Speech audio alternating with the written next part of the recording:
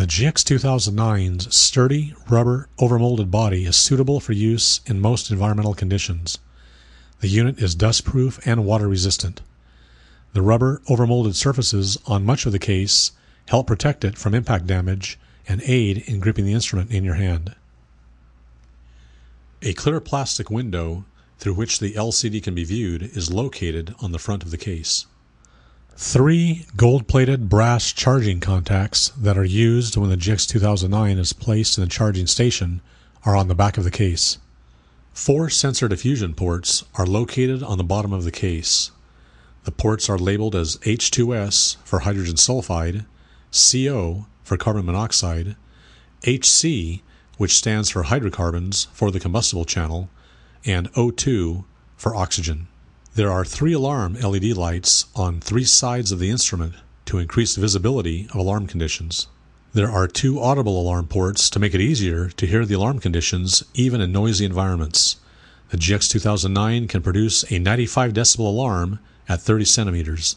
There is an infrared communication port located on the top left side, which is used to transfer information when the instrument is used with one of the calibration or downloading accessories. The GX 2009 is available with 2 types of clips, the standard alligator clip and the optional belt clip. The alligator clip can be used to attach the GX 2009 to clothing or a belt. The alligator clip can be rotated to change how the instrument is oriented when worn, and the teeth in the clip's jaws prevent the unit from slipping off. The belt clip is used to easily clip the GX 2009 on a belt. There are 3 threaded inserts on the back of the case. These are used to mount the alligator clip or the optional belt clip. The sensor retainer holds the gas sensors in place and snaps onto the bottom of the case. It has 4 diffusion ports, 1 for each sensor, and has recessed areas in it for the charcoal filter and the H2S removal filters.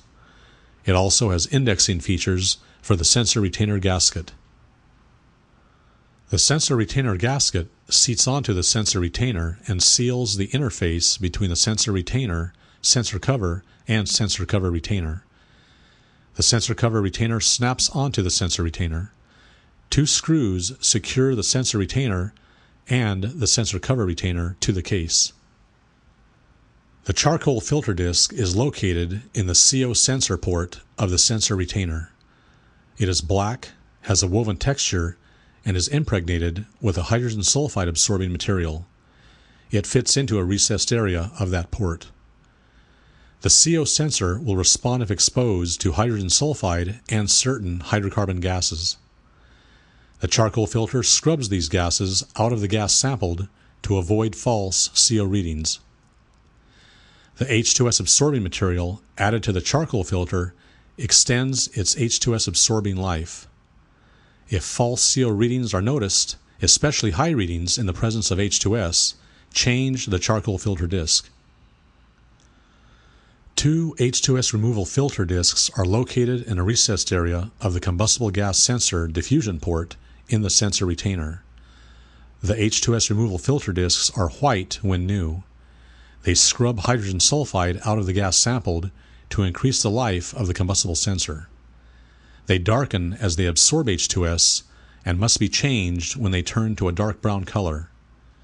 The recommended replacement frequency will depend on how often the unit is exposed to H2S and the concentration. Check the condition of the H2S removal filter discs quarterly.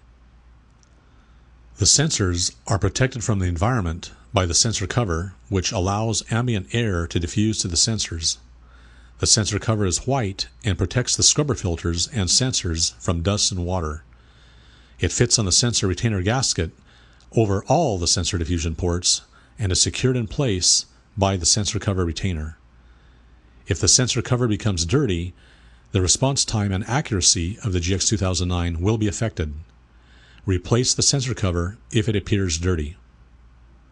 The GX 2009 uses 4 sensors to monitor combustibles, oxygen, carbon monoxide, and hydrogen sulfide simultaneously.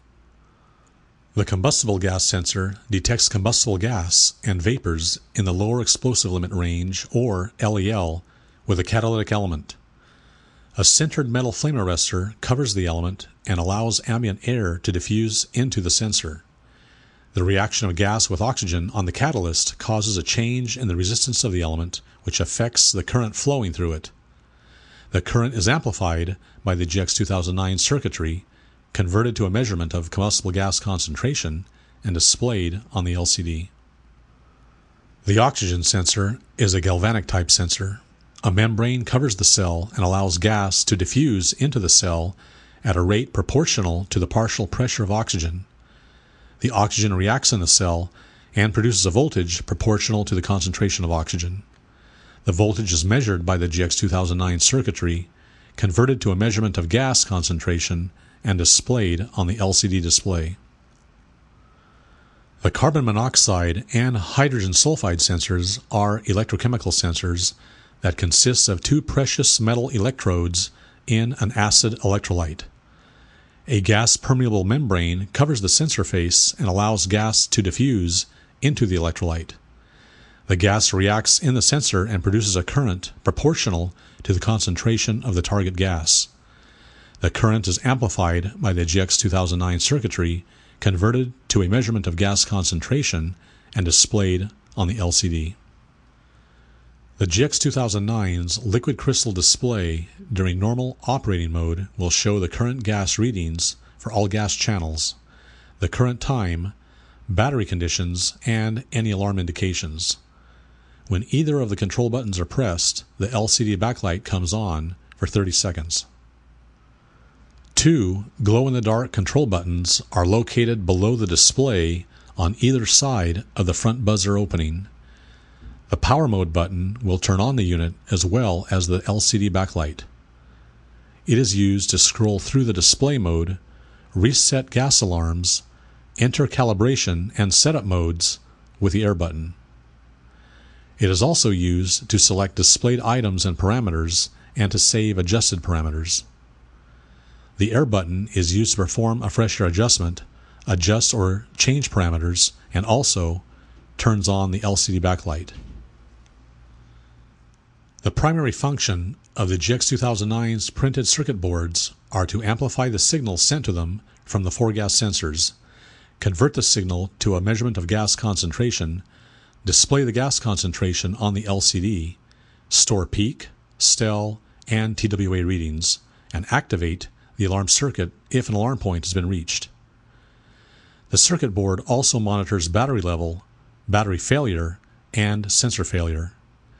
They also control the GX 2009's time function and various operating modes. There are bright red alarm LED lights located on three sides of the instrument to increase visibility of alarm conditions. An internal solid-state buzzer is amplified through two audible alarm ports located on the top and front of the instrument and provides a 95 decibel alarm. The buzzer will sound for gas alarms, failure alarms, and as an indicator during normal use in various operating modes. An internal vibrating motor will vibrate for gas alarms and as an indicator during normal use in various operating modes. The two nickel metal hydride batteries supply 2.4 volts to power the GX 2009. The batteries will run the unit for up to 20 hours when no alarms have been activated during that time period. The batteries are designed to be charged while enclosed in the GX 2009, utilizing the GX 2009 charging station. The batteries should not be removed from the GX 2009 unless they need to be replaced because they will no longer hold a charge. The battery icon in the lower left corner of the LCD shows the charge remaining in the batteries. The GX 2009's nickel metal hydride batteries are charged with the GX 2009 charging station. There are two types of charging stations available: the standard AC powered charging station and the optional vehicle plug DC powered charging station.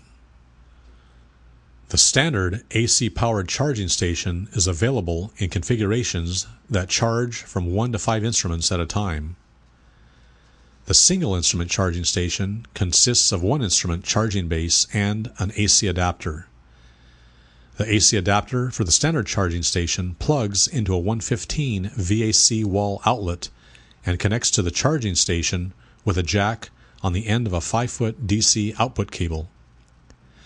The AC adapter will also work for 100 VAC or 220 VAC if an appropriate plug adapter is provided. Charging stations for more than one instrument include additional chargers that are attached to each other. The same AC adapter can power up to a maximum of 5 charging bases. An optional DC-powered single-instrument charging station is available with a 12-volt DC vehicle plug. The DC adapter for the charging station can only provide enough power to charge one instrument at a time, so the DC-powered charging station is only available as a single-instrument charging station. It uses the same charging base as the AC-powered charging station.